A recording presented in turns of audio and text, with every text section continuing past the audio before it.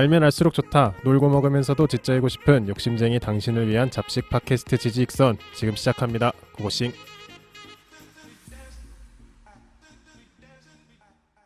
안녕하십니까 여러분. 안녕하세요. 안녕하세요. 무더운 여름이 지나가고 있습니다. 뭔 소리야? 한가운데 있는데 지금 여러분 이게 편집하고 나갈 때 지나가고 있을 때일 거예요. 너무 더워요. 근데 오늘은 진짜 좀 덜 덥네요. 어제 너무 심하게 개 더웠는데. 더운데. 그 아, 태풍 그래요? 영향으로 바람이 좀 많이 불죠. 근데 약간 매일 아침에 오늘은 좀 괜찮네 했는데 잘 때 되면 역시 오늘도 어김없이 덥구나. 진짜 맞아. 더워. 저는 에어컨이 방에 없어가지고 잘 때 좀 에어컨을 켜고 자고 싶은데 그 선풍기 밤새 틀고 자도 된다니까요. 밤새 틀고 있긴 한데 네. 확실히 그 약간 끈적거리는 아 맞아요. 습도랑 에어컨을 따라갈 수 그게, 없어. 안 되더라고. 좀 힘든 하루하루를 보내고 있습니다. 오늘 안느님이 조금 아프시대요. 맞아요. 아팠죠. 부상입니다. 부상. 네, 위가 다쳤어요. 위험? 위험 진짜 아픈데. 맞아요. 한창 아픈 거 좀 지나갔고, 여러분 본죽 같은 데 가시면 죽 엄청 많이 나오는 거 아세요? 네. 한 그릇 진짜 양 많잖아요. 그거 다 먹으면 안 아픈 거예요. 그래서 오늘 느꼈어. 점점 나아간다는 걸 느낀 게 오늘 먹었는데 별로 안 남겼어요. 거의 다 먹고 왔어요. 그거 정상인 사람도 하나 다 못 먹어요. 진짜 많더라고요. 진짜 밥으로 치면 한 2공기 되지 않을까? 그러니까 보통 진짜. 한 그릇을 한 공기를 죽으로 끓여도 양이 많은데 네. 거기 그 포장해 보신 분은 알 거예요. 그 포장 용기가 스케일이 남달라. 맞아. 맞아. 이렇게 쌓아주실 수 있는 좀 평평한 곳에 나오는데 항상 아플 때 가지만 반도 못 먹고 나왔던 적이 많아요. 오늘은 제가 발제를 맡았는데요. 제가 항상 주로 정보 느낌? 약간 지지익선 테마에 맞게 알면 알수록 좋은 정보들을 좀 일방적으로 드리는 주제를 많이 했는데 오늘은 좀 토론을 할 수 있을 만한 주제를 가지고 왔습니다. 어떤 심경의 변화가 있었어요? 아니요, 그런 건 아니고 가만 들어보니까 내 편은 나만 얘기를 하더라고요. 주로. 그러니까 다른 분들 편은 이렇게 약간 토론의 장애 형성되는 그런 순간들이 있는데 네. 제가 하는 발제문들은 대부분 저만 얘기하는 것 같아서 오랜만에 토론 주제를 가지고 왔습니다. 예. 열띤 토론. 열띤 되는 토론. 주제. 그래서 어떤 주제로 토론을 할까 하다가 지금도 핫하지만 과거에도 핫했고 미래에도 핫할 주제를 준비했습니다. 오. 바로 혐오에 대한 얘기입니다. 혐오. 네. 혐한에 이어서 혐오. 그쵸? 혐오에 혐오 대한 이야기를 되게 좋아하시네. 좋아하시네요. 그러게요. 근데 사실 혐한은 사실 혐오에 대한 얘기였다기보다는 주변국, 대한민국 주변국에 대한 얘기였고 오늘은 진짜 사회적 현상인 혐오주의에 대해서 그래서 오늘의 이름은 제목이라고 할까요? 오늘의 제목은 혐오의 시대입니다. 사실 혐오의 시대라는 워딩 자체는 나온 지 얼마 안 됐어요. 혐한이라는 뭐 반한, 뭐 혐일, 반일 이런 건 많이 나왔지만 혐오의 시대다라는 이 워딩 자체가 나온 건 몇 년 안 됐어요. 아마 2017년 정도쯤부터 근데 그거를 그렇게 2017년이라고 매길 수 있을 정도로 정말 말 그대로 워딩이 매겨진 정도의 단어인가요? 네. 저 사실 혐오의 시대라는 말을 처음 듣긴 해가지고 근데 어디서 나온 단어예요, 그게? 흔히 혐오의 쓸 시대? 수야 있겠지만 혐오의 시대가 우선 언론에서도 많이 나왔고 책으로도 많이 나왔고요. 책 제목에도 많이 있고 사실 이 혐오의 시대라는 말은 혐오가 만연한 시대라는 뜻이에요. 그쵸. 그리고 그런 혐오적인 감정을 숨기지 않고 네. 바로바로 표출하는 시대 그런 음. 의미가 강하죠.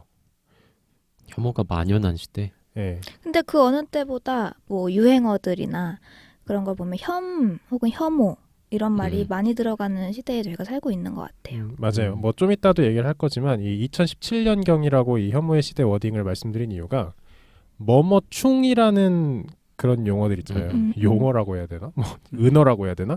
뭐뭐충이라는 게 급속도로 발전하는 게 이제 2016년, 2017년 그쯤에 이제 폭발적으로 별걸 다 갖다 붙여서 이제 충이라는 표현을 쓰는데 그때부터 이제 언론에서도 관심을 가지고 뭐 사회 문화학계에서도 많이 관심을 가져서 이 혐오의 시대라는 단어로 검색만 하셔도 여러 기사가 뜨고 책이 나옵니다. 그래서 오늘 혐오에 대해서 한번 얘기를 해보려고 합니다. 그래서 토론에 앞서서 제 성격을 버릴 수는 없으니까 좀 설명을 드리고 네, 좋아요, 설명충이다. 네, 토론 후 설명충. 설명충이라고? 저는 아. 진지충이었어요. 되게 공감돼요. 아 진짜 응. 뭐가 공감돼요? 안 아픈 것 진지충. 같은데. 제가 그렇다는 얘기예요? 아니면은 나도 진지하시잖아요. 아 제가 그렇다는 응. 얘기죠? 아, 저는 안느님이 응. 나도 그런 소리 들었다. 아, 이런 내가. 얘기인 줄. 아. 안느님 오늘 컨디션 최고죠. 그러니까. 주제랑 맞아 떨어지는. 컨디션 제일 좋을 때 안느님 아플 때랑 안느님 없을 때 지직성 쉴 때. 컨디션 최고. 아, 자, 시작해 보겠습니다. 오늘 혐오에 대한 감정, 혐오란 무엇인가부터 아주 얕게 한번 보고 가겠습니다. 사실 혐오는 인간의 7가지 감정, 예전에 한번 나왔었지만 7정 중 한 가지입니다. 진짜 옛날에 나왔던 갑자기 것 같은데. 칠정이라니까 네. 진짜 이게 희한하다. 몇 화였는지 기억이 안 나는데 분노 조절. 분노 조절 분노 조절에. 잘해에서 분노란 맞아. 무엇인가 때 잠깐 나왔죠. 맞아요. 자, 오늘은 혐오란 무엇인가. 약간 취향이 좀 왜? 취향이 좀 마이너스하신데요? 분노와 혐오? 응. 아니 싫어하니까 다루는 거죠. 자, 근데 혐오가 그 인간의 7가지 감정이라고 하는 7정 중에 한 가지인데 우리가 좀 눈여겨봐야 될 것은 혐오가 그 인간의 7대 감정 중 하나라는 게 아니라 혐오와 증오가 구분되어 있다는 사실입니다. 인간의 7가지 감정 중에 혐오와 증오가 구별이 되어 있어요. 어떻게요? 그냥 그냥 구별이 되어 용어가 있어요. 다르다. 네, 그러니까 응.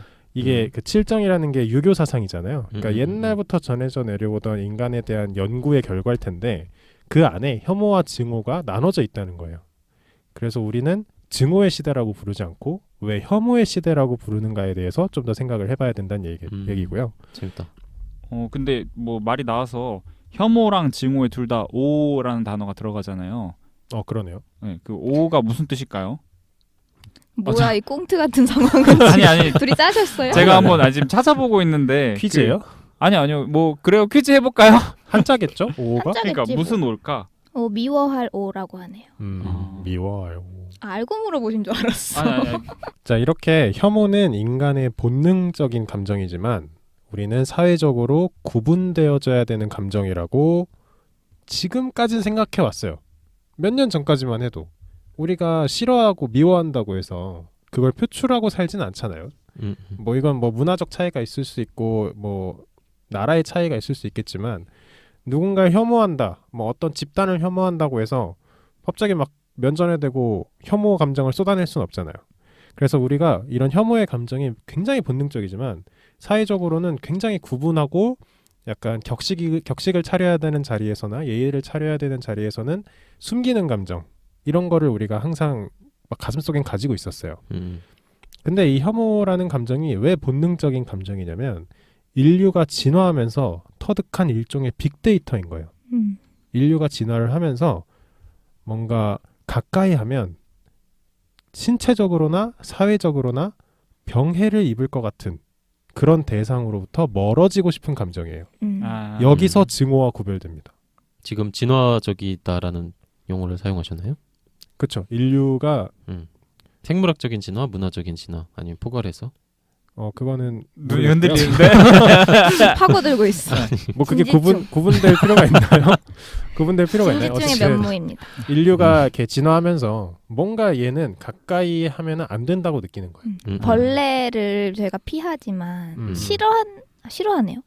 싫어합니다. 근데 우리가 분노하는 거와 증오하는 거와 그게 다 다른 거죠. 보니까 혐오는 걔가 싫은 건 맞아. 사실 증오도 싫은 거지만 네. 혐오는 얘를 멀리 하고 싶어하는 감정이에요. 지우고 싶은 감정. 나한테 안 왔으면 좋겠는 거야. 걔를 뭔가 개과천선 시키고 싶고 뭔가 때려 부시고 싶은 게 아니라 나랑 안 엮였으면 좋겠는 그치. 피하는 그런 느낌을 거리를 여기서는 두고 싶은. 네, 혐오라고 한다고 합니다. 자 그럼 분노는 증오는 그 죽여버리고 싶은 화가 거죠. 나는 거. 음. 그 약간- 차이가 있네요. 근데 저는 이거는 완전히 구분되진 않은 것 같아요. 확실히.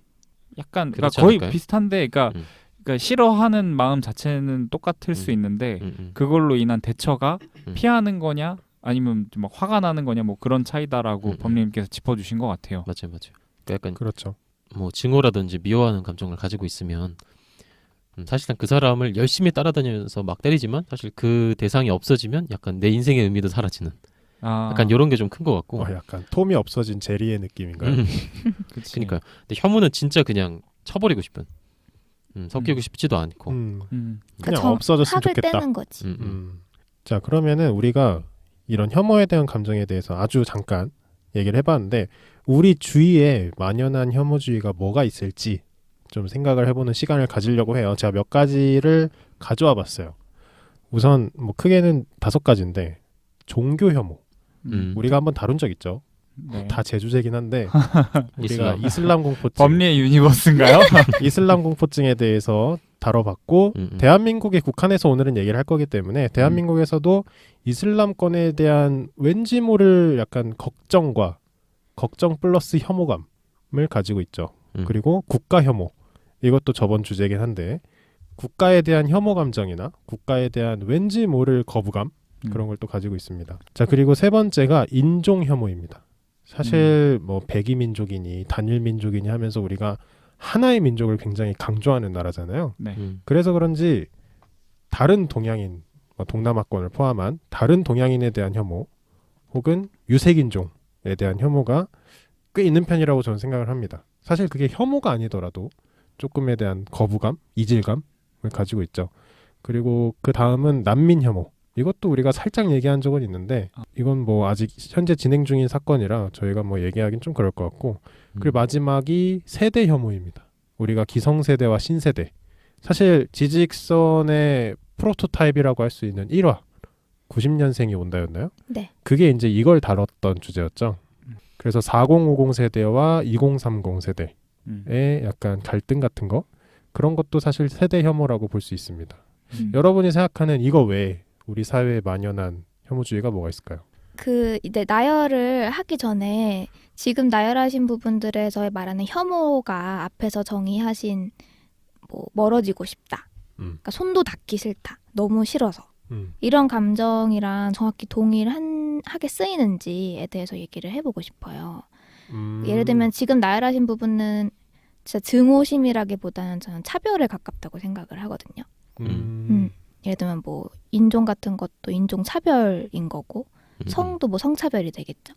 그런 식으로 한정 혹은 좀 정의를 같이 내리고 나열을 해 나가면 조금 언어가 섞이는 게 근데 약간 차별이라든지 이것은 차별이다라고 이름을 붙이게 되는 어떤 정서적이거나 감정적인 동인이 기본적으로 혐오나 뭐 증오라는 것에서 밑받침되어 있다라는 점에서 약간 광의로 다룰 수 있지 않을까요?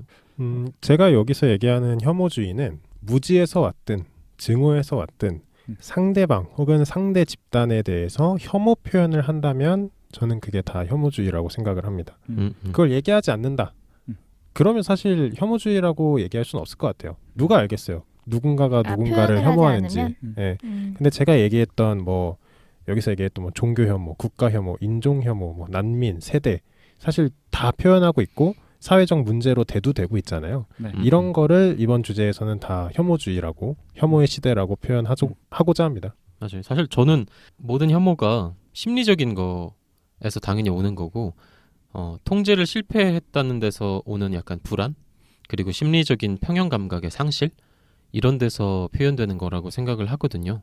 그리고 이런 측면에서 뭐 옳음을 나 혹은 내 쪽에다가 위치시키고 그래서 구별짓기 해서 저쪽을 일종의 적으로 만드는 그러니까 이런 메커니즘을 기본적으로 따른다고 생각해서 이런 측면에서는 뭐 되게 다양한 현상들을 다 혐오 아니면 혐오 표현이라고 끌 수 있지 않을까? 방금 슐라님이 말씀하신 이제 혐오에 대한 어떻게 보면 정의 혹은 현상을 말씀하셨는데 저도 그렇게 생각을 하는데 저는 뭐 이거는 이제 주제에서 벗어날 수 있지만 이게 혐오라는 이름이 붙여진 거는 저는 오류라고 생각을 하는 사람이에요. 어디에? 혐오라는 단어가 붙여진 게 오류라고 생각을 하는데 왜냐면 혐오라는 단어를 그러니까 혐오까지 감정이 아니더라도 어쨌든 차별적인 언행을 하거나 그냥 아무 감정은 없는데 몰라서 뱉은 차별성을 띠는 뭐 언행들 이런 것만 봐도 혐오라고 지금 다 단정을 짓잖아요.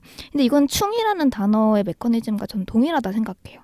뭔가 모르는 혐오까지는 아니더라도 무지에서 오는 모든 것들을 다 혐오라고 묻고 그리고 혐오라는 단어가 사실 되게 강하고 센 단어잖아요.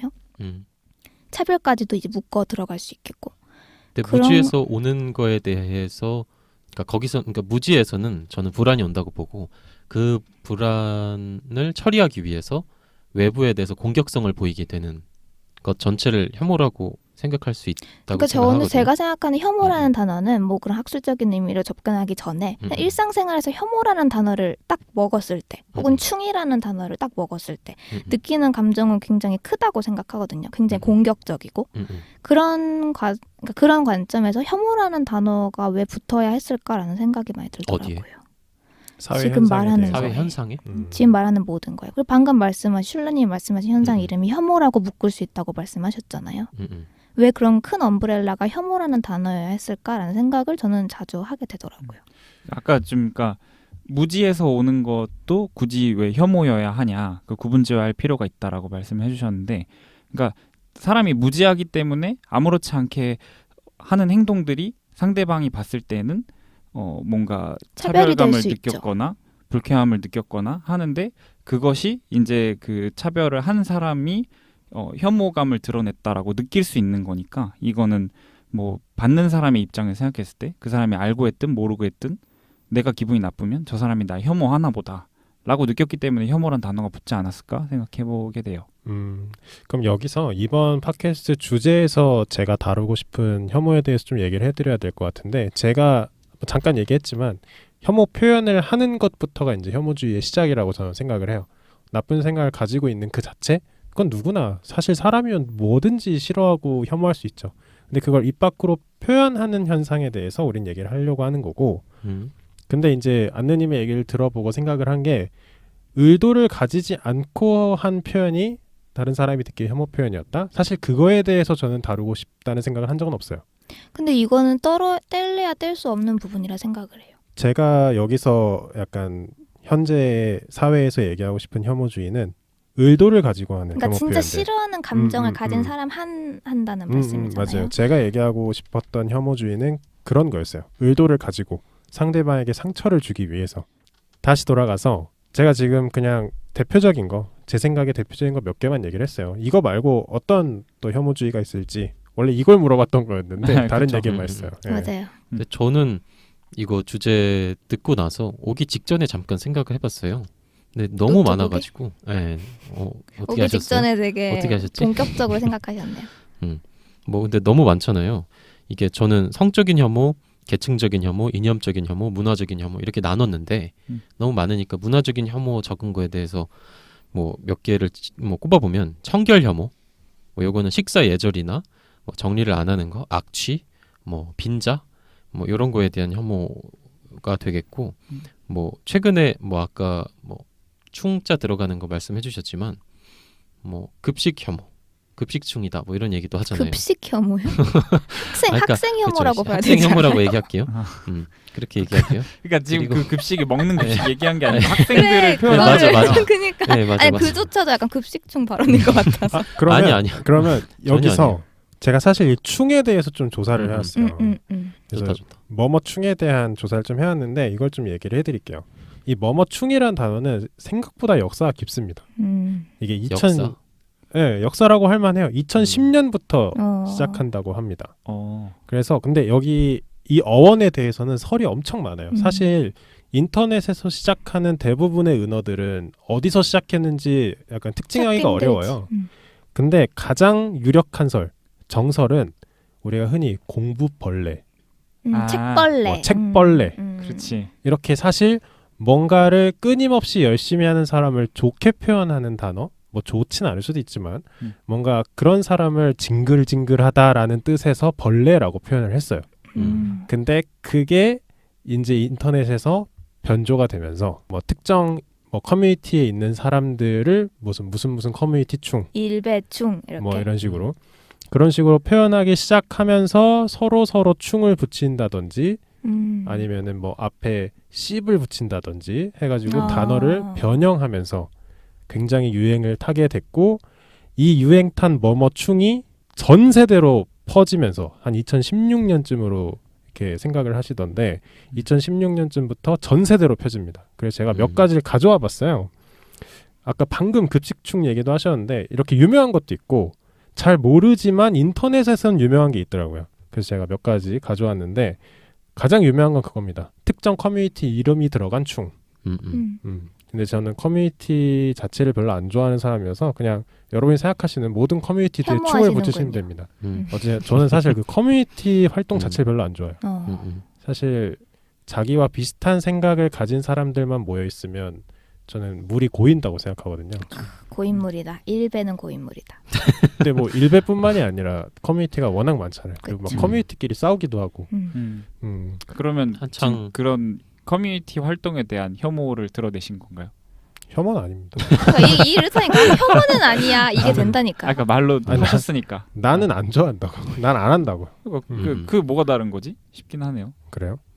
죄송하고요. 그러니까 오늘 주제가 혐오니까 일부러 더 제가 짚은 건 있는데 그냥 내가 난 싫어해라고 하는 거랑 난 이거 진짜 혐오해라고 말하는 거랑 뭐가 다를까? 이제 좀 사실 근데 만약에 여기서 법률님이 예를 들면은 뭐지 인사팀에 있어요. 그래서 누구를 고용하고 말고를 결정하는 데 있어서 특정 커뮤니티 사람인 걸 알았어.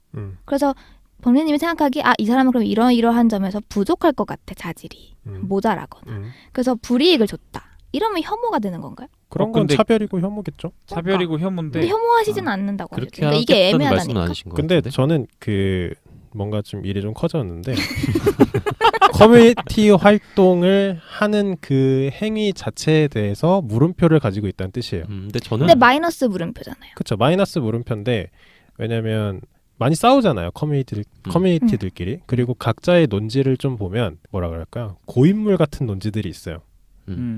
그 물에서 벗어나서 보면은 이게 좀 이상한 말인데 싶은 그런 논지들이 있어요. 그리고 우리나라에 지금 굉장히 유명한 커뮤니티들이 많잖아요. 네네. 그리고 사람들이 다 잘 알잖아요. 내가 보기엔 우리나라 정당 5개 얘기해봐. 이런 못하지만 우리나라에서 유명한 커뮤니티 5개 얘기해봐. 그럼 다 할 수 있을걸?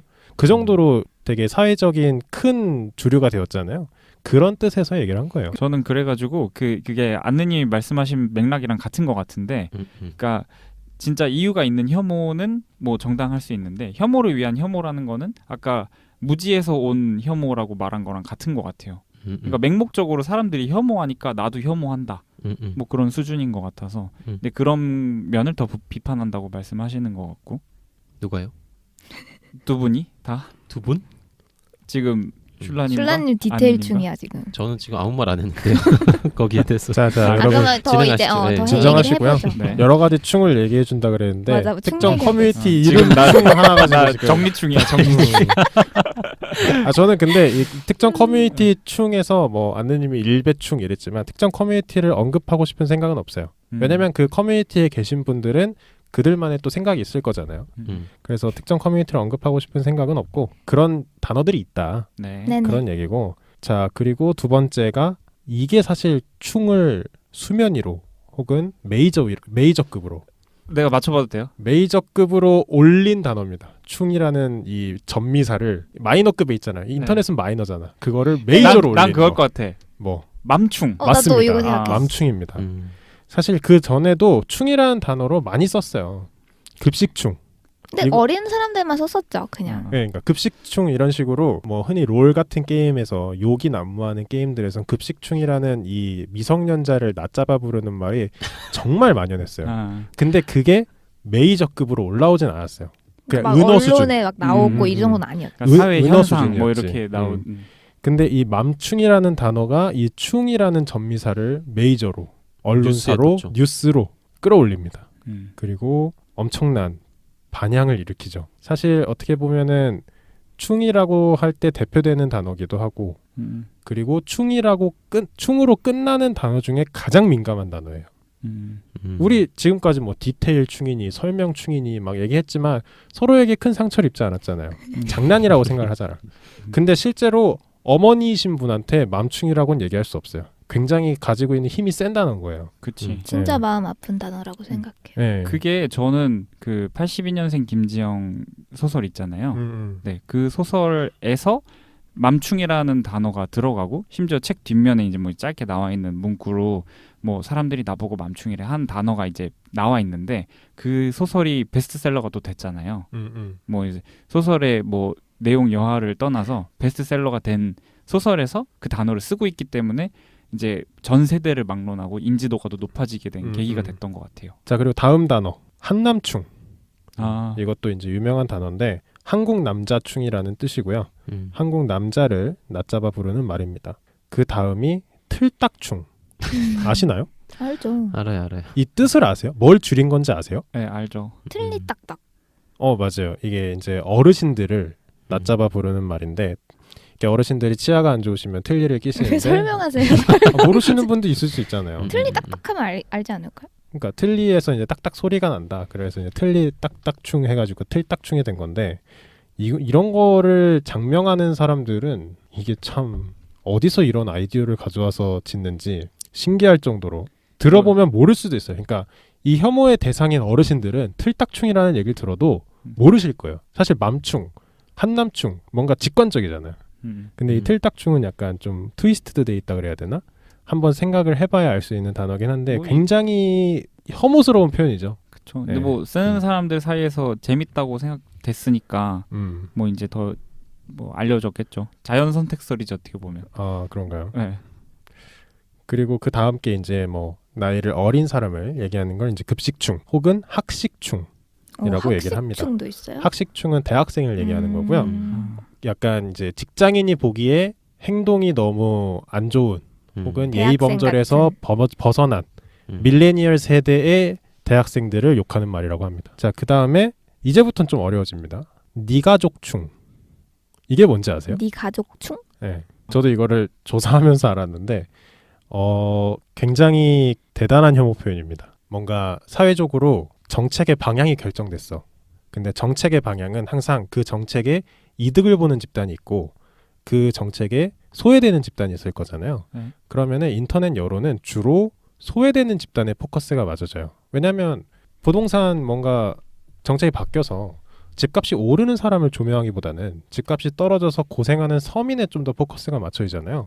그럼 그 정책에 대한 혹은 그런 사회 기조에 대한 비판의 글이 쇄도하기 시작합니다. 그러면서 그런 말이 나와요. 니네 가족이었으면 그렇게 얘기할 수 있어? 그분이 너의 어머니였으면 그분이 너의 아버지였으면 그렇게 얘기할 수 있어? 그래서 그런 식으로 네 가족이었으면 네 가족이었으면 그래서 그런 말을 하는 사람들을 싸잡아서 네 가족충이라고 한다고 합니다. 사실 어떤 행동이건 뭐랄까요, 이득을 보는 수혜 집단과 손해를 보는 집단이 있는데 이 손해 보는 집단에 대해서 가족 프레임을 들여다 놓는 사람들을 욕하는 거예요. 근데 사실 대한민국이 약간 감수성이 좀 풍부하잖아요. 우리가 약간 피해보는 집단에 대한 감수성이 굉장히 풍부해서 이런 댓글이 굉장히 많더라고요. 저도 네 가족충이라는 단어를 들어보진 못했지만 너네 가족이었으면 너네가 이렇게 쓸 수 있어 댓글을? 그런 댓글은 되게 많이 봤거든요. 많이 보이죠. 네, 그런 분들을 싸잡아서 얘기하는 게 네 가족충이라고 합니다. 그 다음에 PC충.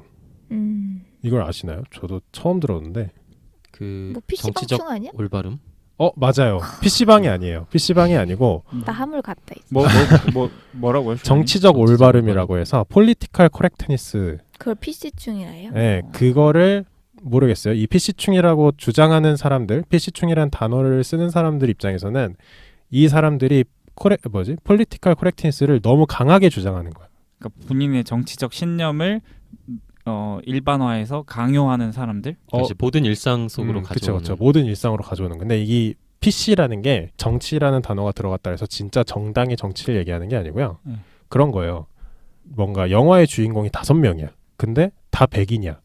그러면 이제 이 폴리티컬 코렉트니스를 약간 중시하는 분들 입장에서는 그게 안 입고 온 거야. 전 세계에는 흑인도 있고 황인도 있고 백인도 있고 많은 인종이 있는데 어떻게 영화의 주인공 5명이 다 백인일 수 있냐. 그러니까 이게 설령 우연이라고 하더라도 이게 사실상 정치적인 맥락으로 보면 계속 잣대를 들이미는 거지. 이게 안 좋은 상황일 수 있으니까 그거를 맞춰라. 그 배경을 생각을 하는 거구나. 그러니까 그냥 현상을 현상으로 안 보고 뭔가 한번 꽈서 생각을 하는 거구나. 그렇게 보는 거죠. 그리고 자, 그래서 뭐 5명 중에 1명 흑인, 뭐 2명 백인, 나머지 2명 뭐 황인 이렇게 했어. 그래서 남자 주인공 5명이 딱 있어. 그럼 또 여자 얘기하는 주인공이 거야. 있어야 돼. 왜 대한민국이래. 왜 전 세계에는 남자 반 여자 반인데 5명이 다 남자일 수 있냐. 그래서 또 뭐 3명 여자, 2명 남자. 그러더니 그래서 서로 결혼 생활에서 재밌게 사는 5 커플인 거야. 어떻게 5명이 다 이성애자냐? 양성애자도 있을 수 있고, 그럴 수 있네. 뭐 게이가 있을 수도 있고, 레즈비언이 있을 수도 있지 않느냐? 그래서 또 레즈도 만들고 게이도 만들고 막 이렇게 해서 5커플을 다시 만들어. 그러면은 왜 다 20대 잘 나가는 남자들이냐? 어른도 있을 수 있고 아이도 있을 수 있는 거 아니냐? 그래서 좀 어린 커플만 이런 게 이제 일상생활에 강하게 침투되는 사람들을 PC충이라고 사람들이 얘기한다고 해요. 우리나라에서 쓰는 단어를 조금 맞춰보자면 프로 불편러? 한참 유행했던 그거랑 비슷한 것 같아요. 네. 자, 이렇게 우리의 생활에 만연한 혐오 표현 중에 대표적인 충에 대해서도 얘기를 해봤습니다. 자, 여기서 뭐 여러 가지 얘기를 했지만 잠깐 실태조사 자료 한번 훑고 가겠습니다. 2017년 국가인권위원회 혐오 표현 실태조사에서 혐오 표현을 경험했다고 밝힌 집단에 대해서 조사를 한 게 있습니다. 그러니까 이거는 혐오 표현을 했다. 제가 쟤를 욕하더라. 이게 아니라 혐오 표현을 받아본 적이 있는 사람을 찾은 거예요. 자, 1위가 뭐였을까요? 1위는 98%로 성소수자였습니다. 98%의 성소수자가 혐오 표현을 경험을 한 적이 있다고 그 설문에 응한 거예요. 두 번째가 장애인입니다. 95%이고요. 세 번째가 여성 90.4%. 그리고 네 번째가 이주민. 그러니까 외국인이죠. 외국인. 이주민 응답자가 50% 이렇게 자기가 혐오 표현을 경험을 했다라고 밝혔다고 합니다. 이거와 관련해서 2019년 3월 12일 한국일보에 혐오는 소수자에게 나타난다라는 그런 기사가 있습니다. 그래서 장애인, 뭐 여성, 뭐 혹은 페미니즘, 성소수자, 양심적 병역 거부자, 또 한때 핫했던 토픽이죠. 이런 식으로 뭔가 소수자에게 혐오 표현이 집중된다라는 기사예요. 그래서 이렇게 소수의 사람들에게 혐오 표현이 집중되는데 그 중에 사람들이 느끼기에, 그러니까 이 소수가 아닌 사람들이 느끼기에 거부감이 가장 적은 집단은 장애인뿐이었다고 합니다. 그러니까 여러 소수 집단이 있잖아요. 방금 얘기했던 것처럼 성소수자일 수도 있고요. 뭐 이주민일 수도 있고요. 양심적 병역 거부자일 수도 있고요. 장애인일 수도 있고 여러 소수 집단이 있지만 그중에 거부감이 가장 적었던 소수자 집단은 장애인뿐이었고요. 나머지는 다 거부감이 강하다고 나온 거예요.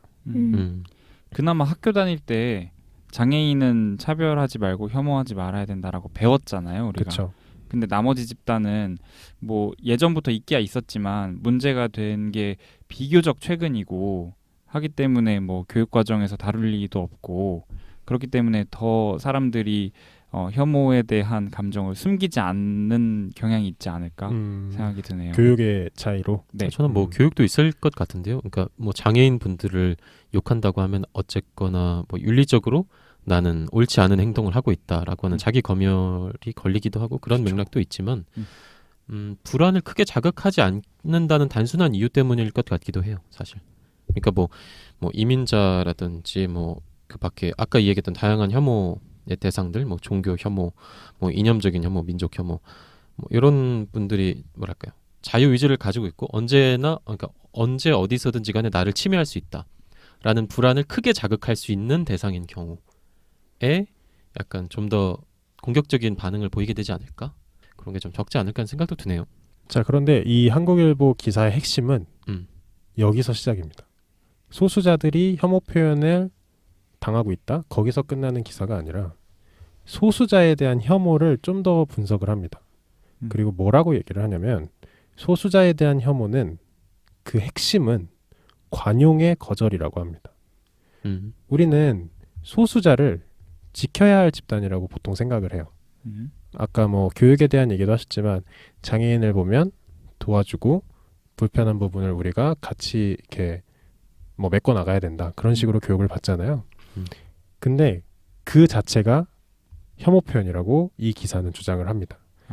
왜냐하면 내가 너와 같은 사람이니 나도 네가 갖는 권리를 갖겠다라는 게 소수자들의 일관된 주장 중 하나예요. 하지만 우리가 관용을 베푼다는 건 너는 우리보다 열등하고 주변적이고 비정상적이니 우리가 너희들을 케어해주겠다. 라는 걸 소수자 집단에선 관용이라고 생각을 한대요. 선의일 수 있으나 내가 그쵸. 너보다 우월하다는 거를 암묵적으로 그럴 수 있죠. 인정했다는 거잖아요. 그래서 그 소수자 집단에서는 뭐라고 얘기를 하냐면 관용이란 권력이 허용한 범위를 넘을 때 가할 폭력을 정당화하는 기제다라고 얘기를 한다고 합니다. 사실 이 기사를 읽으면서 전 진짜 많은 생각을 했어요. 사실 소수자를 지켜야 된다. 혹은 뭐 이게 꼭 소수자가 아니더라도 특정 뭔가 사회 현상 중에서 소수에 해당하는 집단의 의견을 존중해야 된다. 뭐 그게 신체적이나 정신적으로 차이가 있는 게 아니라 그냥 의견의 차이일지라도 우리가 그런 소수 의견을 무시하면 안 된다라는 생각은 하지만 그 소수 의견을 관용을 베풀고 우리가 지켜야 한다고 나서고 그 자체가 그분들이 느끼기에는 기분이 나쁠 수 있다라는 뜻이거든요. 이게 저는 이 기사가 참 처음엔 어려웠어요. 제가 이해하기에는. 사실 왜냐하면 우리는 그런 소수자를 지키고 관용을 베풀어야 된다는 교육을 어느 정도 받아온 세대잖아요. 그렇죠. 그래서 이런 소수 혐오에 대한 새로운 시각을 또 볼 수 있는 기사가 아닐까 생각을 합니다. 이 기사는 어떻게 다들 생각하세요? 근데 저는 그 기사에서 얘기하는 내용이 저희 교육 과정에 포함되는 내용이었다고 떠올리게 돼요. 저는 어렸을 때 분명히 기억하는 게 저희가 그런 과도기에 저희가 교육을 받았던 것 같아요. 이제 장애인분들 특히 장애인분들을 계속 케어하고 괜찮아 뭐 해주는 것보다 그들을 동등한 사람이라고 인정하는 것이 중요하다라는 가르침 혹은 교육 과정에서의 내용이 분명히 기억이 나고 그때 저희한테 항상 얘기했던 표어 같은 게 틀린 게 아니라 다른 거다 뭐 이런 말도 그런 데서 나오는 맥락이었다고 생각을 하거든요. 그래서 저는 뭐 법률님은 되게 뭐 크게 뭐 배운 것 같고 막 되게 그렇다고 말씀하셨지만 저는 배운 분들은 정말 많다 생각해요. 근데 문제는 그걸 실제로 터득해서 실제로 실천에 옮기는 사람들은 정말 적다라는 생각이 듭니다. 자, 여기까지가 우리가 흔히 생각하는 소수자에 대한 혐오에 대한 얘기예요. 사실 혐오 표현에 대해서 보통 혐오주의, 혐오 표현 하면 소수자를 생각하는 게 보통이에요. 왜냐면은 항상 다수의 힘이 세기 때문에 소수보다는. 근데 우리가 오늘 또 생각해 봐야 될 건 과연 혐오가 소수에게만 집중되는지에 대해서 한번 얘기를 해보려고 합니다. 혐오가 소수에 집중되는가? 물론 아니겠죠. 그리고 실제로 아니기도 하고.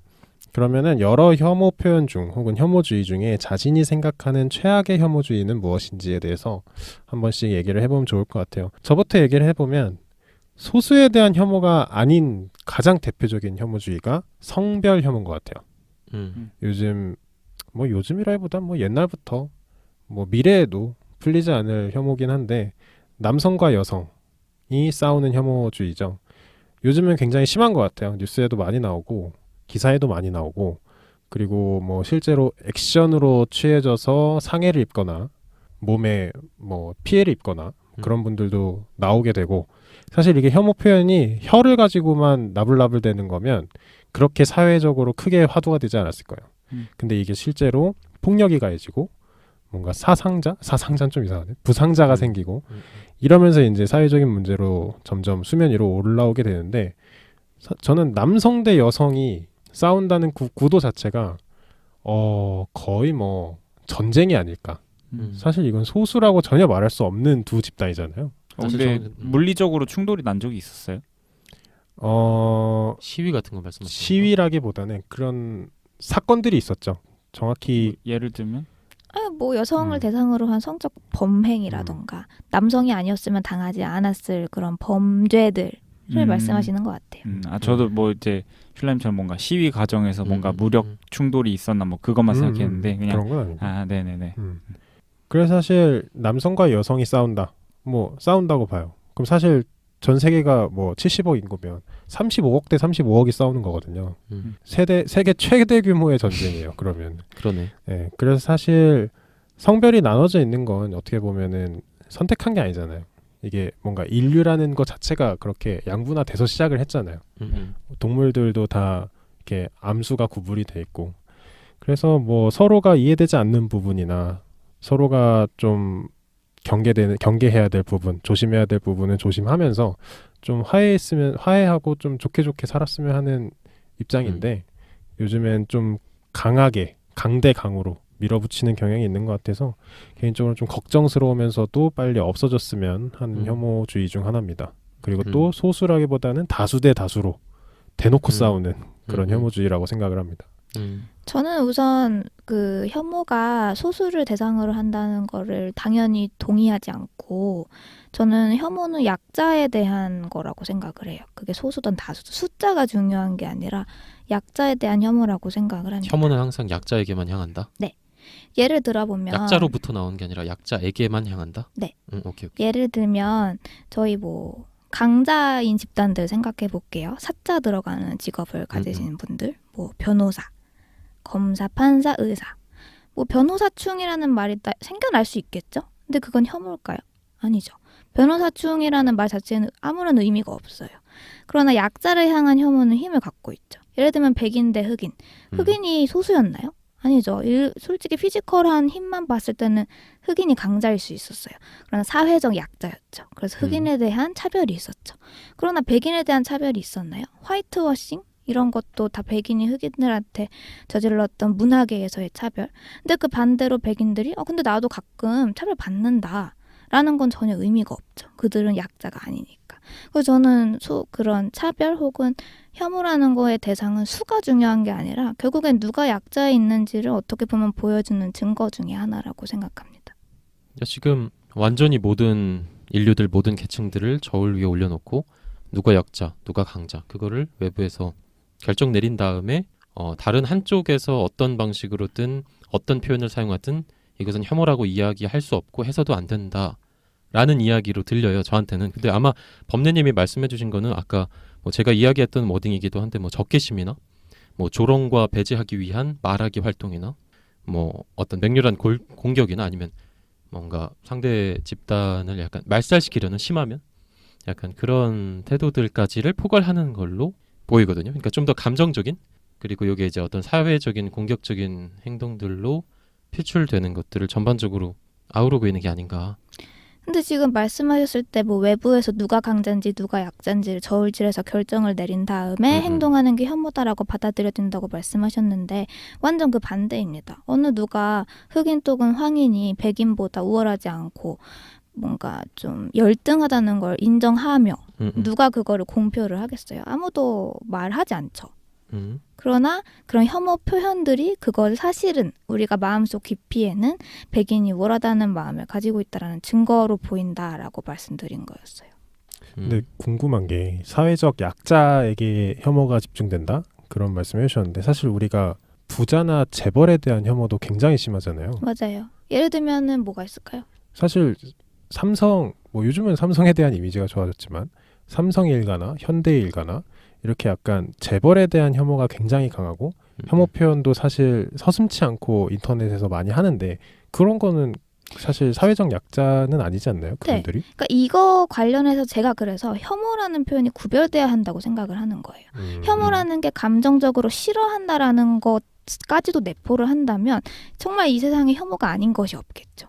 근데 지금 저희가 아까 뭐 삼성가, 현대가의 재벌에 대한 혐오가 있다라고 해도 그 누가 너 취업시켜줄게. 현대삼성. 아니요, 저 싫어요. 혐오합니다. 이렇게 말할 사람이 얼마나 되겠어요.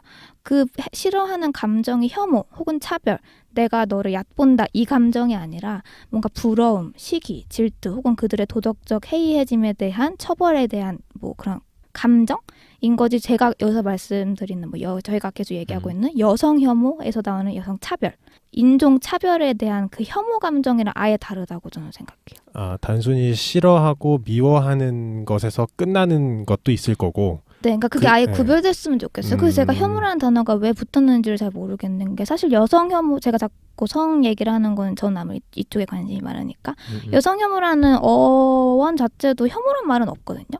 미스전이라는 단어예요. 근데 혐오라고 이제 번역이라고 하기 좀 그렇지만 이렇게 나왔는데 저는 혐오라는 말은 오히려 포비아에 조금 번역에 가깝다고 생각을 해요. 포비아. 포비아가 조금 더 혐오 혹은 약간 공포에 좀 더 가깝다고 생각을 하고 그런 차별적인 거랑 미워하는 감정이 뭔가 혼재되는 듯한 혼재되게 하는 역할이 이 혐오라는 단어가 하고 있다고 좀 생각이 들어요. 안느님 말씀은 조금 제가 정리를 해보면 우리가 지금 사회에서 많이 사용하는 이 혐오라는 단어 자체가 사실 이 현상을 표현하기에 적절한 용어가 아니고 너무 많은 뜻을 내포하고 있으면서도 굉장히 공격적인 단어고 또 안느님이 생각하시기에 가장 최악의 혐오는 사회적이든 육체적이든 어쨌든 약자를 향한 혐오가 최악이다. 그런 말씀이신 것 같아요. 뭐 한 가지 조금 다른 방식으로도 생각해 볼게. 저는 혐오라는 게 결국 본인 나와 다르기 때문에 내가 더 우월해지고 싶은 마음에 나와 다른 사람들을 비하하는 거라고 생각해요. 그러니까 내가 우월해지고 싶다라는 전제가 있어야 된다. 그렇죠. 그러니까 이게 약자여서 굳이 비하를 한다기보다 뭐 이게 그 구분하고 싶은 포인트인지는 모르겠는데, 그러니까 나와 다르면 다 혐오의 대상이 될 수 있는 거예요. 예를 들어서 저는 지금 이제 거의 30줄에 있기 때문에 저는 급식충을 급식충이라고 부를 수도 있고 뭐 틀딱충을 틀딱충이라고도 부를 수도 있고 저는 또 남자이기 때문에 맘충을 맘충이라고 부를 수 있어요. 제가 그 속한 집단이 아니기 때문에 이제 그런 얘기를 할 수 있는 건데 결국에 이렇게 따지다 보면은 내가 아닌 사람은 다 무슨 충 하고 붙일 수 있게 되는 거거든요. 하긴 그게 이제 나이일지 성별일지 상관없이 나랑 다른 사람을 이렇게 도려내다 보면 결국은 나 빼곤 다 타인인 거지. 그렇죠. 그래서 결국에 나만 남기 때문에 나를 제외한 모두를 혐오하게 될 수 있는 것 같고, 그렇기 때문에 소수만 혐오를 할 수 있냐는 저는 이제 동의하지 않는 생각이고요. 가장 최악의 혐오에 대해서 또 이야기를 여쭤보셨는데 저는 오늘 이야기 나온 부분이랑은 조금 결이 다를 수 있는데 저는 자기 혐오가 되게 별로인 것 같아요. 최악인 것 같아요. 새로운 시각이네요. 네, 그러니까 사회적인 이슈들도 분명히 많은데 나 스스로 나를 비하하고 나를 싫어하는 경우도 되게 굉장히 많거든요. 그치, 심각하죠. 그게 진짜 사실 제일 심각하긴 할 거예요. 네, 그러니까 저도 이제 저의 컴플렉스가 뭐 이러저러한 것들이 있고 한데 그것들 앞에 솔직해질 수 없고, 그렇기 때문에 뭔가 약간 꼬인 마음이 생기기 때문에 남들도 비하하게 되는 거 아닌가. 내가 나 스스로한테 떳떳할 수 있으면, 있는 그대로 바라볼 수 있으면 다른 사람들도 뭐 그냥 있는 그대로를 인정해주지 않을까 하는 마음에서 자기 혐오가 저는 그 근본에 있다고 생각을, 그러니까 뭐 여러 가지 이유가 있겠지만 근본 중 하나라고 생각을 하고 스스로에게 좀 더 떳떳해지고 싶어요. 저는. 사실 말씀하신 게 저한테 굉장히 신선하긴 한데 자기 혐오가 약간 모든 일의 시작일 수도 있지만 자기 혐오 때문에 우울증에 빠지는 분도 진짜 많거든요. 그렇죠. 난 왜 이거밖에 안 돼? 난 쓰레기야. 막 이런 거. 왜 웃어? 겪어보신 분들 계세요? 많이? 여기 세 분들 겪어보신 분 계세요? 보통 많이? 사춘기에 그런 걸 겪지 않나요? 나는 나대로 옳은데 이제 세상이 뭔가 재단해놓은 그 틀에 안 맞으면 내가 잘못된 거 아닌가? 라고 생각해 볼 수 있으니까. 저도 바꿀래요. 그게 제일 최악의 혐오인 것 같아. 아 그래요? 왜 따라하지 마요. 약간 내 심금을 울렸어. 아 그래요? 자, 제가 여기서 되게 괜찮은 글을 하나 가져왔어요. 이게 2019년 6월 16일 한겨레의 영화감독 김곡님께서 쓰신 글인데 혐오의 시대라는 뭐 타이틀이 달리진 않았지만 혐오의 시대와 분노의 시대를 구분해 주셨어요. 근데 이게 너무 글이 좋아서 보통 제가 발췌를 해오거든요. 그리고 이제 제 색깔대로 얘기를 하는데 제가 거의 그대로 적어왔어요. 한번 들어보세요. 지난 세기는 분노의 시대였다. 억압하는 자에게 저항했고 그 저항을 지속하게 하는 원천적인 감정이 바로 분노였다. 라고 얘기를 하십니다. 우리가 아까 처음에 분노, 증오 그것과 혐오를 어떻게 구분할지에 대한 얘기를 했는데 이분이 지금 구분을 해주시고 계시는 거예요.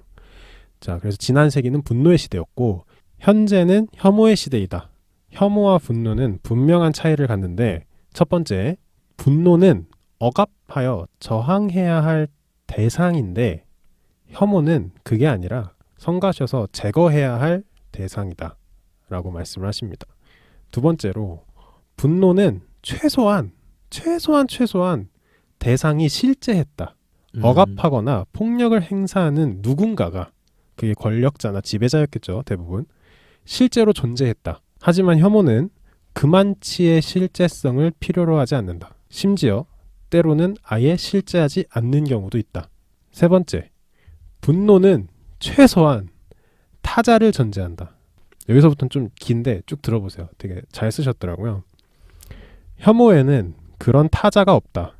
혐오는 타자보다는 자아를 먼저 전제해야 성립하고 타자와의 관계는 자아와의 관계로 모두 환원될 수 있어야 성립한다. 한마디로 혐오는 나르시시즘의 감정이다. 우리가 혐오라는 감정이나 헌신이나 희생과 같은 개념을 찾아낼 수 있는 것은 바로 이 때문이다. 혐오는 적대감을 가지나 자아를 포기하면서까지 적대하지 않는다. 반대로 혐오는 오직 자아를 상상과 과대망상 속에서라도 보존하기 위해서만 적대한다. 모든 혐오엔 나르시시즘적 나가 있다. 너는 하찮다. 내가 소중하다. 너는 더럽다. 내가 깨끗하다. 너는 똥이다. 내가 금이다. 너는 죽어야 한다. 내가 살아야 한다. 이렇게 적어두셨습니다. 사실 저는 읽으면서 굉장히 좀 공감을 했어요. 여러 가지에서 공감을 했는데 분노와 혐오의 차이를 잘 정리해 주신 것 같아요. 들어보시기 재밌네요. 어떠신가요? 아마 슐라님이 좋아하는 단어가 많이 나왔는데 막 실제하고 자아, 막 타자 이런 거. 네, 어떻게 들으셨어요? 결국에는 분노는 여기서 얘기한 걸 정리해 보면 혐오는 대상도 없고 실제하지 않는 경우도 있고 나를 사랑하는 감정에 시작한다는 거예요. 네, 짧게 얘기하면. 그러니까 약간 간단하게 정리를 하면 혐오는 어떤 인식적인 동일성 안에 정중앙에 위치한 사람이 갖는 감정이고, 약간 뭐라고 했죠? 분노는 약간 타자가 있는 상황에서, 그게 인식되는 상황에서 나타나는 감정이다. 뭐 이렇게 정리해 주신 것 같은데, 네, 많은 얘기고 재밌는 얘기로 들리네요. 그리고 뭐랄까요, 좀 질서라고 제가 부른 것, 그리고 뭐 제가 발제했던 편들에선 제가 윤리라고 부른 것들, 그러니까 이런 거하고 아무래도 관련이 되는. 뭐 아까 제가 말씀드렸던 부분하고 약간 이어지는 부분이 있는 그렇죠. 것 교집합이 같은데, 있는 것 같아요. 네, 그 배경에 나르시시즘 같이 나를 더 우월하게 만들고 싶은 마음, 나를 사랑하는 마음, 네, 어떻게 나를 보면. 사랑하는 마음, 네, 있기 때문에 이제 남들을 더 내리 깔고 싶고 그런 마음인 것 같은데, 들으면서 저 그 시가 생각났어요. 그 하상옥 시인 있잖아요. 최근에 핫하신 분. 네, 그분이 꽤 됐는데 핫한지. 그쵸. 그러니까 그분이 쓴 시 중에 상처받아요 그분. 혐오 표현 왜요? 그만. 그냥 네, 이제 그러니까 몇 년 전부터 이제 유명하셨으니까요. 네, 그 뭐지? 축의금과 더불어서 제가 제일 좋아하는 그 트위터 문구가 있는데, 난 특별해 딱 너만큼, 넌 소중해 딱 나만큼 하는 게 있거든요. 그러니까 이게 아무리 내가 소중하고 내가 자기애가 넘친다라고 할지라도 이것 때문에 남을 비하할 필요는 없는 거거든요. 공감이 되면서도 안타깝기도 하네요. 안느님은 이 얘기들을 어떻게 들으셨어요? 사실 혐오라는 표현 자체에 대해서 좀 거부감을 가지고 계신데. 저는 들으면서 그냥 감상에 젖은 글이라는 생각이 들어요. 몽상가가 쓴 글. 전댕처에 없는 사람이 그냥 혐오란 이런 거고 분노란 이런 거다. 제가 그 글을 읽으면서 느꼈던 뭔가 걱정은 혐오라는 이런 사회 현상을 그냥 신기루로 날릴 수 있는 글이라고 생각을 해요. 약간 방관자 입장이다. 약간 그러니까 혐오라는 건 그래서 실체도 없는 거고 그 말은 피해자도 없다는 게 될 수도 있고요. 근데 그 이상으로 지금 저희가 혐오를 얘기하는 이유도 그거겠지만 피해가 많고 이 사회에서 굉장히 큰 자질을 차지해 가고 있잖아요. 그런 뭔가 파괴력이나 이런 파워를 약간 그냥 시처럼 잘 적어낸 것 같아요. 그래서 이 글에 사실 예시가 하나 나와요. 실체가 없는 혐오에 대한 예시가 하나 나오는데, 우리가 여성 혐오 표현 중 하나에 김여사라는 단어가 있어요. 운전하는 여성을 이제 비하하는 단어인데, 이 김여사라는 존재 때문에 여성 혐오가 짙어지는 게 분명히 있어요. 이건 누구도 뭐 반대할 수 없을 정도로 김여사라는 존재로 뭔가 도로에서 여성 운전자를 만났을 때 혐오 표현을 쏟아내시는 분들이 실제로 있고, 그것 때문에 많은 사회 현상이 있는데, 김여사를 떠올리고 혐오감을 키우는 사람들이 실제로 김여사를 만난 사람이 몇이나 있냐는 거예요. 왜냐하면 그 사람들, 여성 혐오 표현, 특히 김여사라는 표현을 쏟아내는 사람들이 생각하는 김여사는 엑셀도 잘 밟을 줄 몰라, 브레이크도 잘 못 밟아, 양발로 운전을 하고 깜빡이도 안 넣고 막 뭐 다 못해. 그런 사람을 김여사라는 가상의 인물을 만들어 놓고 혐오를 쌓아가요. 그리고 그게 실생활에서 누구든 실수할 수 있잖아요. 운전하다 보면. 근데 그 작은 실수를 한 누군가에게 상상 속에만 있던 김 여사를 갖다 붙여서 온갖 혐오 표현을 쏟아낸다고 이분이 예시를 들은 게 있어요. 그런 맥락에서 이제 하몽님 말씀도 비슷한 말씀이신 것 같은데 실체가 없는 가상의 인물에게 혐오 표현을 만들어 놓고 혐오감을 키우고 사회적 문제로 만들어낸다. 그런 말씀인 것 같아요. 그런 맥락이면 확 이해가 되네요. 그러니까 그런 맥락에서 어떤 특별한 질서, 예를 들어서 뭐 모두가 확실하게 운전을 잘해야 된다라고 하는 질서, 윤리, 동일성이 있으면 그 안에 심취해 있는 상태에서 구체적인 대상이 없더라도 상상적으로 대상을 만들어내고 그래서 그 대상에 대한 적개심이 그 대상에 응축된다는 얘기잖아요. 그렇죠. 있지도 않은 집중된다는 대상에. 그런 과정 속에서 어떻게 보면 약간 과학적인 맥락이 나타날 수도 있고 그리고 스트레스가 풀릴 수도 있고 그리고 불안이 제거가 될 수도 있고요. 내적인 불안이. 그러니까 이런 메커니즘 전반을 약간 혐오 메커니즘으로 말씀하시는 걸로. 근데 이제 제가 거기다 덧붙이고 싶은 건 딱 그런 거예요. 그런 걸로만 따지면 정말 하몽님이 말씀하신 대로 나 빼고 다 대상이 될 수 있었어요. 그리고 그럼 통계적으로 모든 혐오 표현을 다 봤을 때 다 비슷비슷하게 있어야 되는 거거든요. 나 빼고 다 타인이잖아요. 그럼 말 그대로 사회적 약자를 지칭하는 혐오 표현과 아까 예시를 드린 뭐 현대, 삼성 그들을 대상으로 한 혐오적인 언행, 그러니까 말뿐만 아니라 행동, 그들이 실제로 봤던 불이익이 어느 정도 균형이 맞아야 돼요. 평균적으로 분포해야 된다는 거죠. 근데 그게 아니잖아요. 김 여사를 잘 예시로 들어주셨는데 이제 우리나라로만 따져보면 실제로 운전자 중에 성별의 비율이 어떻게 되며 그중에 진짜 운전 못하는 사람들만 다 추려내본다 하더라도 그중에 여성의 비율이 얼마나 될 것이며 이런 걸 다 따져봤을 때 평균적으로 김 여사가 나올 확률은 적어야 돼요. 근데 뭐 젊은 남성이 운전을 못하는 경우에 대한 표현은 없죠. 근데 이거는 랜덤하게 뽑힌 게 아니라는 거예요. 김 여사는 한 예시일 뿐 그런 메커니즘은 결국 뭐를 따라가냐면 사회적 혹은 어떤 그 시스템적 약자를 따라간다는 거죠. 그 말을 아까 제가 했던 말입니다. 약자를 아까 따라간다는 얘기했던 걸 말. 한 번 더 이 글에 한번 맞춰서 한 번 더 말씀해 주신 것 같네요. 저희가 지금까지 혐오주의에 대해서 다양한 얘기를 해봤어요. 분노와 혐오의 차이는 무엇일까? 혐오는 소수자에게만 집중되는 걸까? 그리고 우리가 많이 사용하는 혐오 표현은 뭐가 있을까? 다양한 얘기를 했는데 사실 이 팟캐스트의 궁극적인 목표는 그래서 이 혐오주의를 어떻게 극복할 수 있을까에 대해서 얘기를 하고 싶은 거였어요. 저부터 좀 얘기를 하면은 전 그렇게 생각합니다. 혐오주의를 없앨 수 있는 방법은 교육밖에 없다고 생각해요. 와우. 개인적으로는. 여러 가지 방법이 있겠지만 가장 효과적인 그런 그런 방법은 교육밖에 없다. 예를 들면 우리가 아까 위에서 나왔던 그 신문 자료 중에 소수자에 대한 혐오 표현이 집중되는데 한국일보에서 나왔던 그 중에 거부감이 가장 적은 소수자는 장애인이었다라는 게 있었어요. 근데 그럼 우리가 왜 장애인에겐 거부감이 적을까?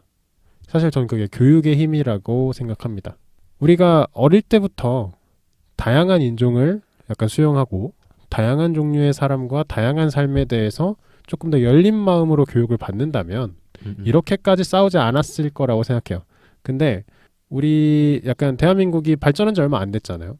그리고 이런 가부장적인 문화가 굉장히 역사적으로 뿌리 깊게 내려앉은 사회였고 이제서야 좀 그게 흙이 파지는 단계, 뿌리가 겉으로 나오는 단계라고 생각을 하기 때문에 그런 기저에 있는 것들을 다 없애고 우리가 다양한 삶을 존중하고 남이 어떻게 입든 뭘 하든 꿈이 뭐든 그런 걸 궁금해하지 않는 그런 교육이 나선다면 극복될 거라고 생각해요. 그래서 저는 교육이 굉장히 중요하다고 생각하고 제가 꿈꾸는 이상적인 약간 그런 코어 워커들 간의 관계 이름만 알고 나머진 다 모르는 삶이 저는 이상적인 사회라고 생각해요. 직장에서든 이렇게 같이 팟캐스트를 하는 이런 코워커들 있잖아요. 그러니까 워커라고 해서 꼭 직장이 아니더라도 얼굴을 마주하는 사람들이 그 사람의 이름 안느님 이렇게 부를 수만 있으면 되지 그 사람이 남자를 좋아하든 여자를 좋아하든 남자든 여자든 그런 하나하나 따지기 시작하면서 이제 혐오가 생기는 거잖아요. 난 이거 별론데? 이러면서 그래서 그런 거 다 존중하고 그 사람이 뭘 하든 근데 우리나라는 그런 게 잘 안 되는 것 같아. 뭔가 넌 꿈이 뭐니? 물어보는 게 순수한 의도가 아니야. 이게 분노 조절 잘했대 얘기했지만 질문에 의도가 있어. 그치. 넌 꿈이 뭐니? 라고 물어보면은 우선 사자로 끝나야 돼 꿈이. 아니면 령으로 끝나거나. 그러니까 그런 약간 남의 인생에 관여하고 싶어하는 오지랖 그런 게 좀 강한 것 같아요. 하지만 우리가 그 와중에도 장애우분들에 대한 거부감이 적은 거는 확실히 교육의 효과고 그런 교육으로 극복할 수 있지 않을까라고 생각을 합니다. 근데 교육 얘기가 나와서 말인데 저는 그래서 그러니까 뭐 다른 사람들과 이렇게 작은 대화들을 할 때 대화를 할 수 있는 범위에 대한 가이드라인이 좀 있었으면 좋겠어요. 그러니까 우리가 아직 그런 거를 모르기 때문에 의도를 갖고 질문을 한다거나 뭐 이제 여러 가지 무례를 범하게 되는데, 그러니까 예를 들어서 이제 처음 만난 사람한테는 뭐 옷 입은 거 패션에 대한 이야기 정도는 할 수 있다.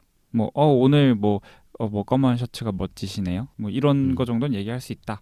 근데 그거를 가지고 오늘 무슨 중요한 약속이 있나 봐 라고 말하면 안 된다. 뭔가 당한 것 같은데 회사에서. 아니 뭐 약간 그런 유 정도. 그러니까 그런 의도로 인한 대화가 그 사람, 그러니까 얘기를 듣는 사람이 말하는 사람을 혐오할 수도 있고. 그러니까 뭐 조금 주제가 벗어날 수는 있겠어요. 그냥 여러 가지 불편함을 줄 수 있잖아요. 교육이라는 단어가 나와가지고 생각이 든 건데 정답을 좀 알려주면 좋겠어요, 누군가. 근데 저는 이제 법률님이 교육이라고 말씀을 하셨지만 교육은 저는 한계가 있다고 생각을 하는 게 그러니까 교육자 입장, 그러니까 교육하는 책을 편찬을 하거나 교육 과정을 짜는 교육자의 입장에 있는 사람들도 이 혐오의 시대가 도래하기 전에는 그게 혐오인지 모르는 사람들이었거든요.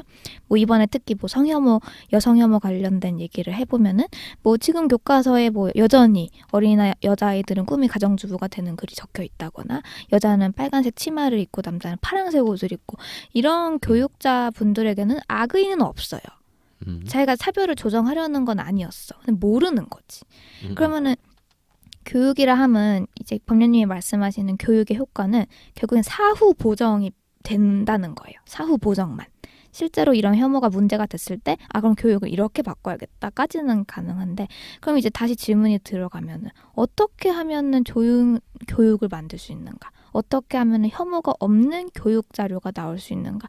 다시 이 질문으로 돌아갈 수밖에 없을 것 같아요. 그게 예전에 이제 안님이 발제하신 과학 주제에서 얘기를 했을 때랑 비슷한 논리인데 우리가 지금 생각하기에 가장 혐오가 적다고 생각하는 최고의 교육 과정을 만들려고 노력은 하되 그게 우리 세대가 갖고 있는 감수성이 부족해서 한계가 있을 수 있잖아요.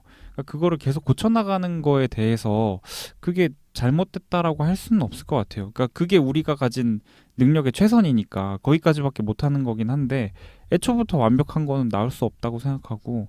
근데 제가 지금 약간 의미 전달이 잘못된 것 같은데 계속 고쳐나가는 게 잘못됐다는 게 아니라 그거밖에 못한다는 거예요. 교육은 사후 그걸로 보정밖에. 혐오주의를 극복할 수 없다. 극복까지는 도움은 힘든 되겠지만, 것 같고 그러면 다시 질문으로 그럼 어떤 사람들이 교육자 자리에 앉아야 하는가? 이걸 만약에 알았어. 저희가 교육이라는 힘이 사후 보정을 할 수 있고 그리고 어떻게 보면은 진짜 교육자가 잘 앉아내면은 사전 보정까지 할 수 있겠다라는 것도 됐어요. 그러려면 어떤 교육자를 앉혀야 되냐가 또 다시 과제로 돌아오는 거죠. 그러니까 소수다수를 떠나서 그들도 결국엔 사람이라서 편협된 시각을 가지고 있을 수밖에 없어요. 맞아요. 그럼 또 다시 결론은 교육자를 잘 교육해야 된다?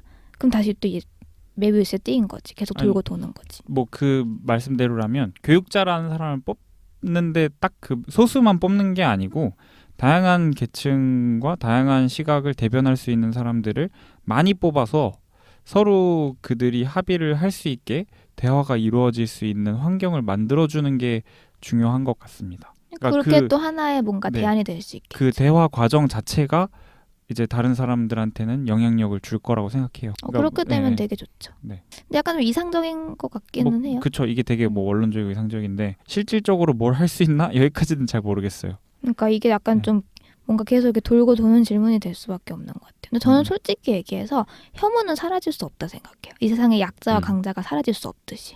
정치적인 맥락을 따로 떼어놓고 혐오라는 현상 자체, 이제 요거를 심리적인 현상으로 바라봤을 때 저는 치유할 수 있는 어떤 대상으로 생각을 해요. 아까 제가 불안이라는 단어를 사용했는데 이게 이제 불안이라고 하는 거야말로 혐오 배설적인 공격성의 주된 요인이라고 저는 생각을 하고 이런 것들을 문화적인 맥락에서 많이 치유 혹은 이제 보완해줄 수 있다. 이게 좀 맞는 사례일지 모르겠는데 제가 전에 일했던 곳에서 있었던 사건을 한 가지 말씀을 드릴게요.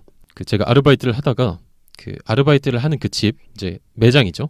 매장 옆에 화단이 하나가 있었어요. 근데 이제 관광객들이 막 와가지고 쓰레기를 막 버리고 먹다 남은 꼬치를 하도 버려가지고 진짜 너무 많이 심하게 쌓이는 거예요 이게. 그래가지고 이거를 어떻게 해결해야 될까 막 사장님도 엄청 고민을 하시고 뭐 제가 좀 나중에 그 가게에 들어왔는데 그 가게는 이미 몇 년 전부터 오래전부터 뭐 영업을 해왔었고 근데 이 문제가 도무지 해결이 안 돼가지고 되게 경고문을 붙여놓기도 하고 약간 에티켓을 가져주세요 뭐 이런 느낌으로 약간 교육적인 맥락의 메시지를 달아놓기도 하고 그러는데 이게 나아지질 않았대요.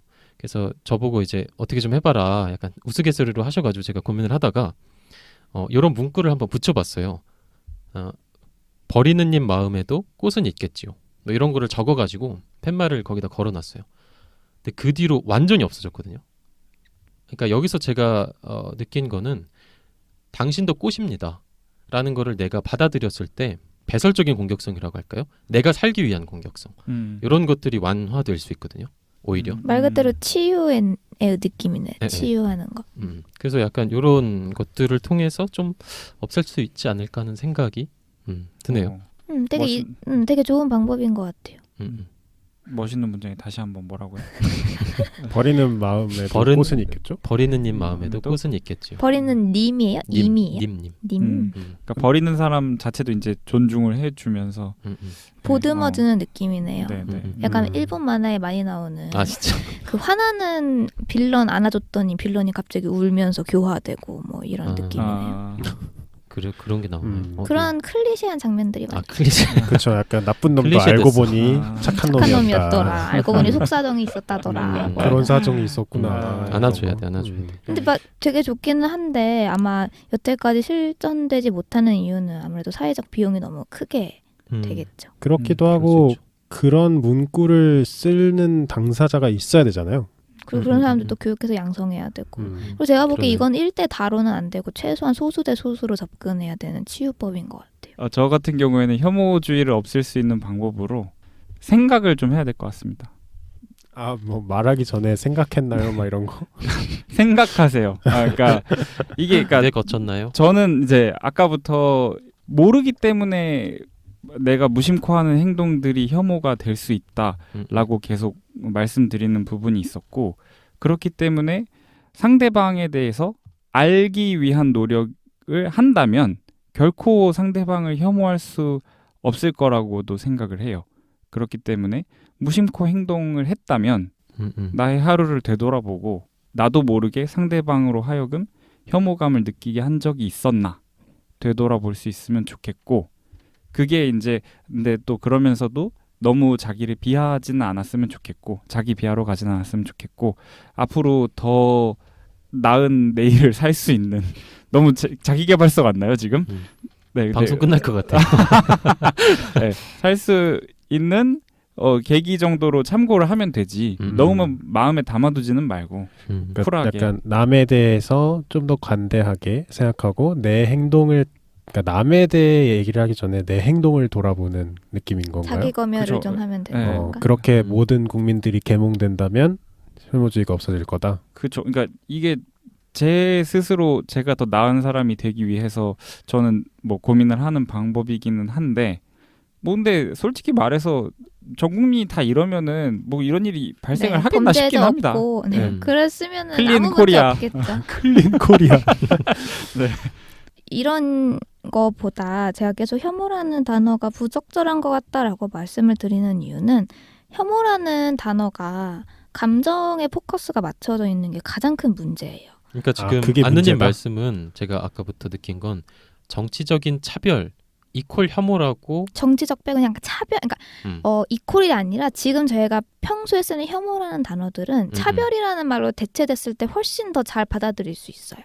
혐오라는 감정 그러니까 감정을 지금 포커스를 맞추게 되면 그리고 저희 지금 이렇게 얘기하면서 우리는 혐오 안 하는 사람이라는 분위기가 어느 정도 있습니다. 그렇죠?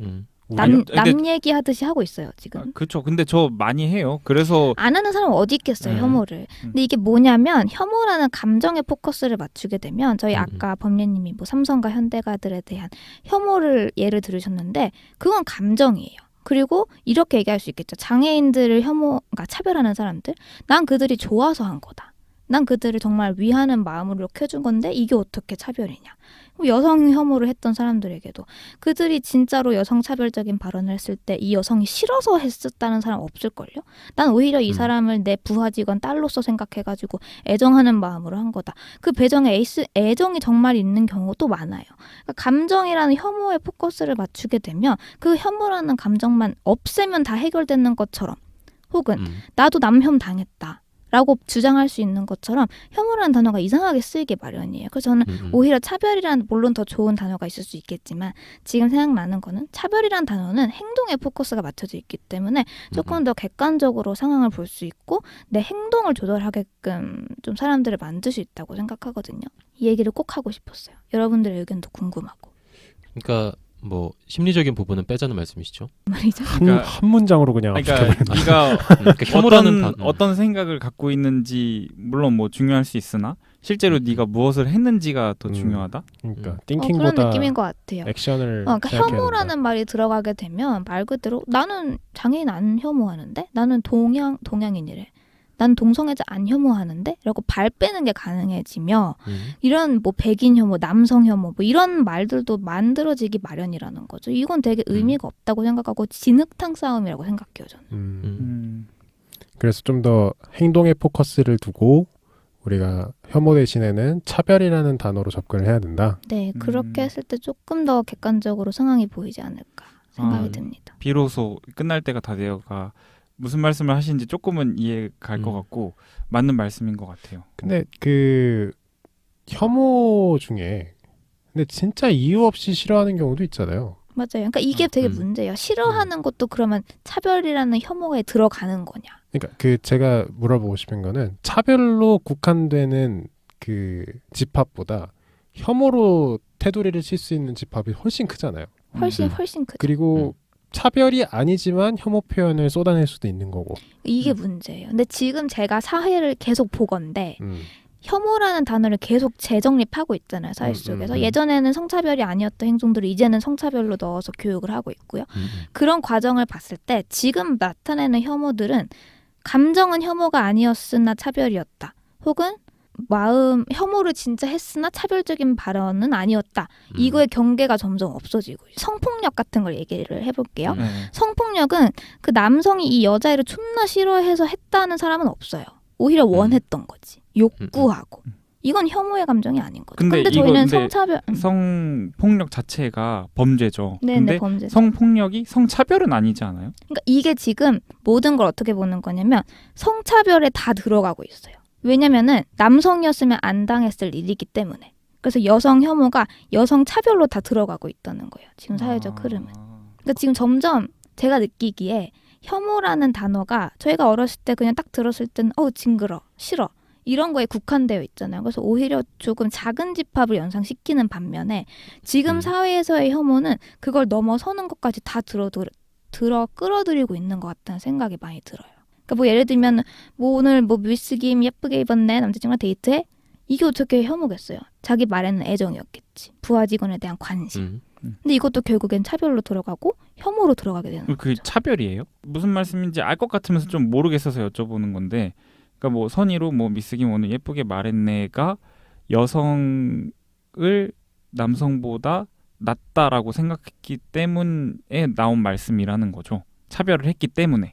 정리를 하면 그 말이 포인트가 지금 조금 이어지지가 않아서 지금 여혐이라는 그러니까 뭐 여성 혐오라는 뭐 언행들을 다 이제 총집합을 하고 있잖아요 사회에서. 거기에 그 언행이 포함되고 있잖아요 점점. 예전에는 아니었다가. 근데 이게 지금 공유가 안 되면 사실 이 대화가 의미가 없기는 해요. 그러니까 지금 공감을 하려고 하는 와중에 있는 거죠. 반대하는 게 아니고. 그러니까 제 말은 공유가 안 돼 있으면 이 틀이 제가 갖고 있는 틀과 하몽님이 갖고 있는 틀이 공유가 뭔가 안 되면은 조금 뭔가 어려울 것 같긴 해요. 그러니까 약간 그 여성주의 혹은 이제 페미니즘에 아무래도 아느님이 관심을 많이 가지고 계시고 요게 지금 혐오라고 하는 단어를 중심으로 한 더 광의적인 현상에 대한 이야기 때문에 요런 어떤 평형의 저울추라고 할까요? 기울어져 있는 상태라고 일반적으로 묘사하는 그런 것들이 가려져서는 안 된다라는 맥락으로 말씀을 하시는 것 같아요. 그러니까 지금 말씀하시는 걸 들어봐도 혐오라는 거에 대한 개념이 되게 약간 이게 혐오예요? 라는 말에서 들리는 거는 이게 이렇게 낮춰 부르는 말인 거예요? 혹은 이게 싫어해서 하는 다 헷갈리시잖아요 지금. 저랑 나 달라요. 근데 그 안내님이 무슨 말씀인지 알겠는데 그럼 좀 여쭤보고 싶은 게 대한민국이 이슬람 혐오가 굉장히 강하잖아요. 근데 우리는 그걸 이슬람 차별이라고 부를 수는 없잖아요. 왜냐면은 이슬람인이 뭔가 우리나라에 들어와서 귀화를 하든지 난민 인정을 받아서 대한민국에서 생활을 할 때 넌 대한민국 사람으로 법적으로 인정받았을지라도 이런 건 안 돼 라고 차별을 하는 게 아니라 뭔가 그 사람들이 우리에게 해를 입히지 않을까라는 가상의 이미지, 어떻게 보면은 물론 이력이 꽤 있지만 다른 나라에서 그런 것 때문에 우리가 일방적인 혐오를 쏟아내잖아요. 그런 걸 말씀하시는 건 아닌 거죠? 그러니까 이게 딱 제가 우려하는 상황인 거예요. 이게 혐오이기 때문에 차별이 아니다라는 접근이 되게 위험한 게 혐오는 감정적으로 나 혼자 갖고 있는 생각이기 때문에 아무런 해가 없어요. 티도 안 나고. 혐오 표현을 쏟아내잖아요. 표현을 쏟아냄으로써 문제가 되고 그 쏟아냄으로 사실 뭐 이런 거는 문제가 아니죠. 뭐 내가 뭐 그 악플로 이슬람 졸라 싫어 꺼져버려 악플을 남겼어요.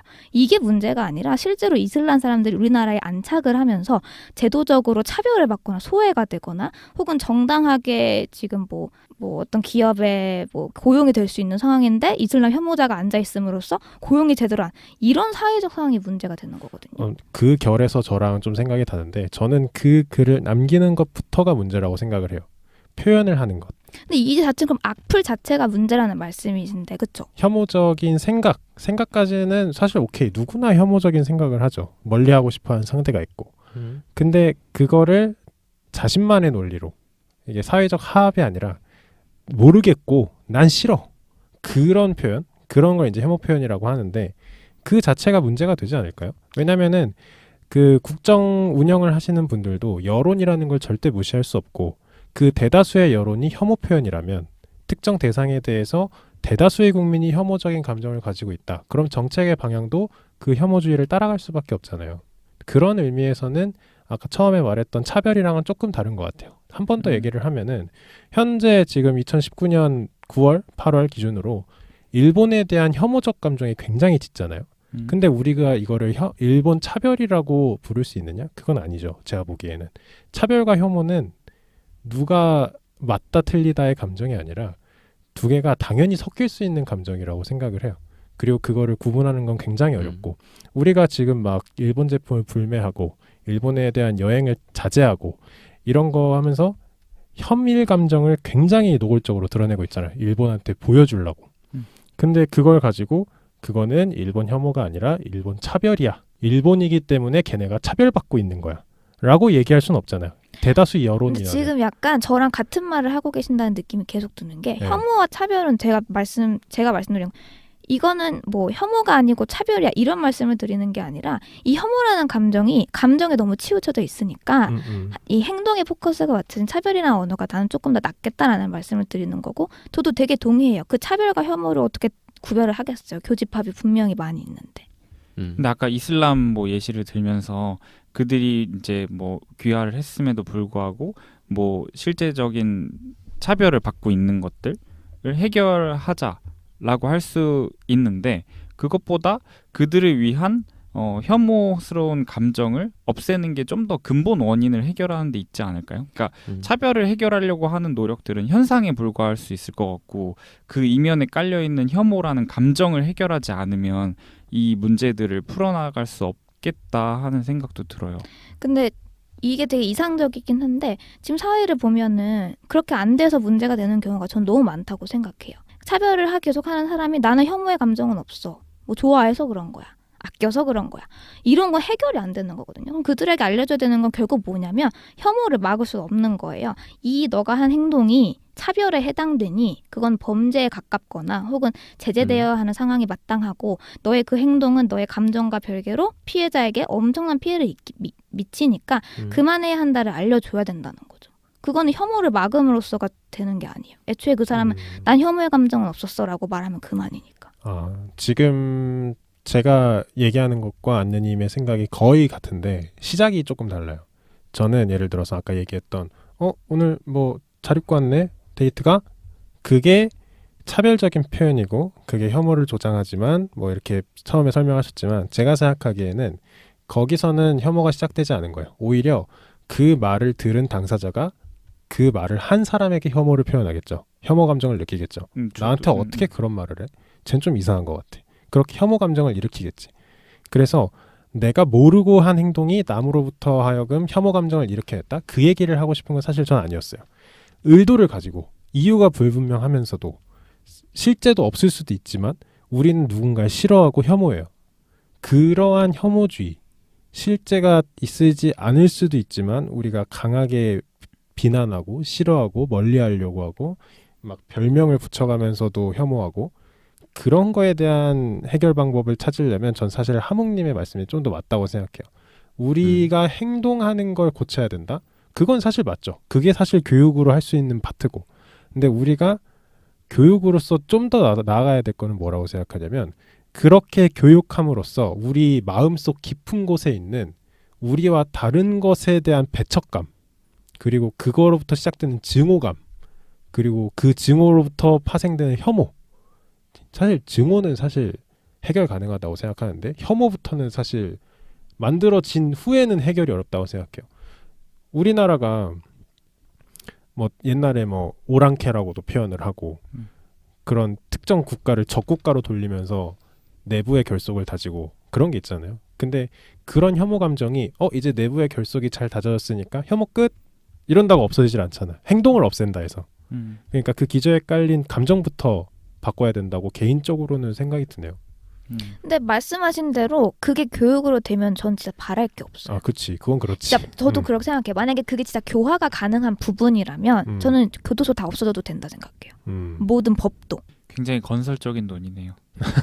그러니까 둘 다 병행이 돼야 되는 게 맞는 것 같습니다. 그런 뭔가 실제적인 잘못이 일어났을 때 제재할 수 있는 방법을 계속 강구하는 것도 중요하나 근본적인 마음적인 뭔가 무형의 그런 원인을 해결하려고 하는 노력도 같이 해야 될 것 같아요. 근데 지금 약간 법률님 말씀 들어보면서 느꼈는 게 저는 계속 얘기를 할 때 뭐가 기저에 깔려 있냐면 사람은 고칠 수 없다가 기저에 깔려 있는 것 같긴 해요. 약간 저는 느끼는 게 세대 차이에서도 항상 느끼는 게 저희 할머니 세대 이제는 점점 엄마 아빠 세대도 바꿀 수가 없어요. 이건 대화로 해결도 안 되고 그들에게 어떻게 무슨 말로 접근을 하든 그들은 생각을 바꿀 수가 없더라고요. 결국 할 수 있는 건 세대 제한. 교체. 그거밖에 없는 것 같아. 제가 혐오주의를 어떻게 하면 없앨 수 있을까에 대해서 3개의 의견을 가지고 왔어요. 근데 정말 신기하게도 저희가 했던 얘기와 비슷한 얘기가 왔습니다. 자, 이거를 얘기하고 제법인데 거기 정리를 하면 될 것 같습니다. 네, 정리.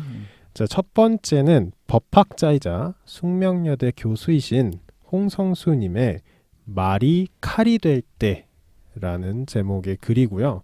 사실 제가 말을 전달하는 거기 때문에 조금 곡해될 수도 있어요. 그래서 실제 원문을 보시고 싶으신 분은 찾아서 보시길 바랍니다.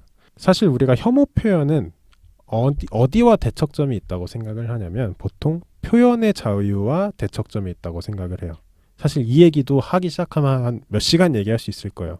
혐오의 표현도 표현의 자유냐 이렇게 시작하면. 자, 근데 여기서 얘기하는 거는 오히려 더 많은 표현의 자유를 지원하여야 된다. 그래서 그 더 많은 표현의 자유가 혐오 표현을 격퇴할 수 있을 때까지. 혐오 표현이 주목받는 이유는 표현의 자유가 보장되는 주장 중에 몇 안 되는 주장이기 때문이라는 얘기예요. 제가 보기에는. 그런 주장이 2천만 가지야. 누굴 싫어한다는 그런 포커싱이 2천만 가지가 있어. 그럼 이런 소소한 소수자를 위한 혐오 표현이 별게 아니라는 거예요. 이걸 우리가 포커싱하고 문제화시키고 사회 수면에 올리고 그러면서 그걸 통해서 접한 사람이 뭐 이런 일이 있어 하면서 또 혐오감을 들고 이런 얘기를 하시는 거예요. 그래서 단순히 금지시키고 처벌시키는 것이 능사가 아니다. 우리가 더 많은 의견과 표현에 대해 자유를 보장해야 된다라는 주장이시고요. 원문을 보고 싶으시면은 말이 칼이 될 때라는 걸 읽어보시기 바랍니다. 자, 두 번째, 총 3분을 준비했는데 이분이 약간 안느님 의견이랑 비슷한 것 같아요. 일본의 철학자인 나카지마 요시미치라는 분이 차별 감정의 철학이라는 책이 있는데 혐오를 비롯한 불쾌, 경멸, 공포 등 타인을 향한 다양한 부정적인 감정은 악이 없는 농담, 별 생각 없는 자랑, 순수한 향상심 속에 차별의 싹이 깃들어 있음을 일깨우면서 자기만족에 빠져 타인이 보이지 않는 순간을 경계해야만 한다라고 주장을 하신다고 합니다. 사실 어느 정도는 안느님이 얘기했던 거와 일맥상통하는 부분이에요. 악의가 없는 농담, 별 생각 없는 자랑, 아니면 순수한 향상심, 이런 거에 이제 차별의 싹이 있다는 거죠. 그리고 이런 거를 본인이 경계해야 된다는 거예요. 그런 순간을. 되게 철학적인 얘기죠. 그러면 좀 해결되지 않을까, 그런 얘기고. 세 번째, 독립 다큐멘터리 감독 유서언님의 공포의 철학이라는 곳에서는 이러한 혐오가 만연한 시대를 타자가 지옥이 된 시대라고 워딩을 하십니다. 그러니까 타자가 지옥이 된 시대이고, 이럴 때는 우리가 나 자신이 동일자이며 타자이고 토착민인 동시에 이방인이고 가해자인 동시에 희생자임을 인식하고 내 안의 이질성을 인정해야 한다고 주장을 하십니다. 이렇게 세 분이 비슷하면서도 다른 주장을 하고 계신 거예요. 그래서 이게 이제 혐오주의를 어떻게 없앨 수 있느냐에 대한 세 분의 얘기를 좀 들어봤고, 들으시는 청취자분들도 생각하시는데 도움이 되셨으면 좋겠습니다. 자, 그래서 오늘 사실 쉬운 토픽은 아니었어요. 사실 혐오가 이제 와서 우리가 뭐 무슨 충이니 뭐 하면서 얘기는 하지만, 혐오라는 거는 인류가 나온 이래로 없어진 적이 없는 거고, 우리가 사회를 구성하면서 이게 사회적 목소리를 내면서 사회적 문제가 되고 있는 거라고 생각을 합니다. 미래에도 없어지지 않았을 거고, 혹시나 이 팟캐스트를 미래에 듣고 계신 분이 있다면 그 시대에는 어떤 혐오주의가 있는지 저희에게 좀 알려주시면 좋겠습니다. 미래는 안녕한가요? 거긴 좀 괜찮나요? 자, 오늘 고생하셨고요. 다들 느낀 점 한 번씩 얘기하고 마무리하겠습니다.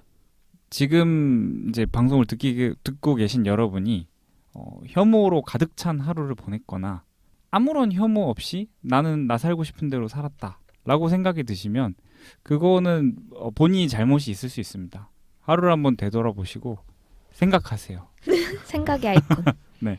저는 사실 범리님이 던진 주제를 보고 올 것이 왔다는 생각이 들었어요. 저는 사실 이 주제는 미뤄왔던 주제라고 말할 수 있습니다. 항상 언급을 피해왔고 언쟁을 피해왔고 제 의견을 피력하는 걸 항상 피해왔어요. 왜요? 뭐 이유를 말씀드리면 뭐 저뿐만 아니라 많은 여성분들이 그랬겠지만 가까운 지인, 친구와 이런 대화를 나누면서 상처를 많이 받으신 분들이 많을 거예요.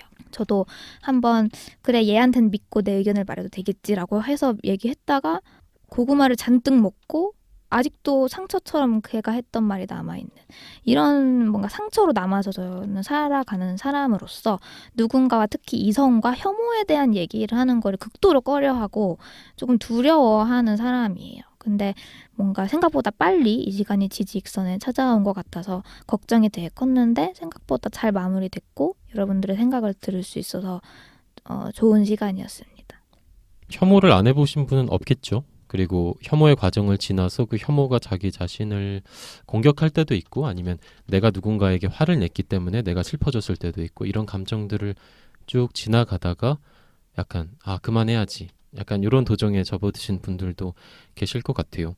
뭐 저도 아까 말씀드린 것처럼 혐오라고 하는 과정을 지나왔고 제 혐오는 일반적으로 제가 어떤 지적 권력이라고 칭해왔던 분들을 향해 있었는데 뭐 최근엔 좀 약간 식은 편이라고 할까요? 어쨌거나 혐오라고 하는 거는 아까 뭐 이야기했던 뭐 상처라든지 아니면 불안 이런 거랑 저는 심리적으로 항상 함께 보기 때문에 통제 실패에 따른 다름에 대한 불안 그리고 제일 무엇보다 거기서 오는 심리적인 평형 감각의 상실 이런 거랑 가장 관련이 깊다라는 생각을 가지고 있고 그러면 어떻게 하면 좀 이런 것들을 줄일 수 있을까? 아까 다른 방편들에 대해서 이야기하기도 했지만 평형 감각이 있다는 거는 중심이 있다는 얘기거든요. 아까 동일성, 동일자라고 말씀해주신 법리님께 감사드리고 그런 것들에 대한 자기 주장이 좀 약해질 때.